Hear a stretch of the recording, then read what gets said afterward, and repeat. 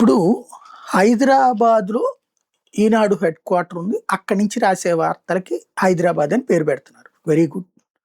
విజయవాడ నుంచి రాస్తే Vijayawada date line పెడతారు. గుంటూరు నుంచి రాస్తే గుంటూరు డేట్ లైన్ పెడతారు. సిటీ ఎడిషన్స్‌లో అయితే ఇప్పుడు విజయవాడలో సత్యనారాయణపురం అయితే సత్యనారాయణపురం డేట్ లైను ఇట్లాగుంటాయి. ఇది ప్రొసీజర్.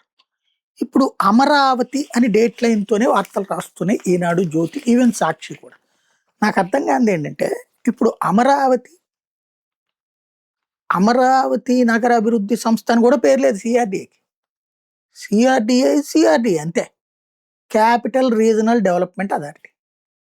ఇప్పుడు కొత్తగా కేంద్ర ప్రభుత్వం ద్వారా ఓకే చేయించినటువంటిది లేదా కేంద్ర ప్రభుత్వంలో ఆ బిల్లులో యాడ్ చేసింది అమరావతి ఏందది? 29 గ్రామాలు. ఎందుకంటే విజయవాడ కార్పొరేషన్ అట్లాగే ఉంది, గుంటూరు కార్పొరేషన్ అట్లాగే ఉంది, మంగళగిరి మున్సిపాలిటీ అట్లాగే ఉంది. ఇప్పుడు ఈ ప్రింట్ ఎడిషన్స్ అన్నీ ఎక్కడ పనిచేస్తున్నాయి? ఈ హెడ్ క్వార్టర్‌లని విజయవాడలో పనిచేస్తున్నాయి. విజయవాడలో పనిచేస్తున్నప్పుడు విజయవాడ డేట్ లైన్ పెట్టాలి కానీ అమరావతి డేట్ లైన్ ఎందుకు పెడుతున్నారు? మీరు రాజధాని ప్రాంతంలో ఉన్నారా? ఆ 29 గ్రామాల్లో ఉన్నారా?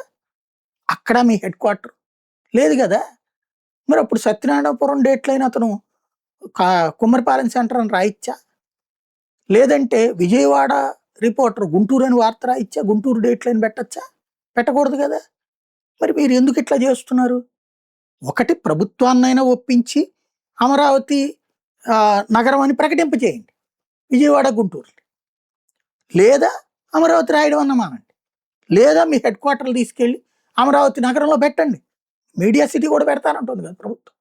అక్కడ తీసుకోండి భూములు.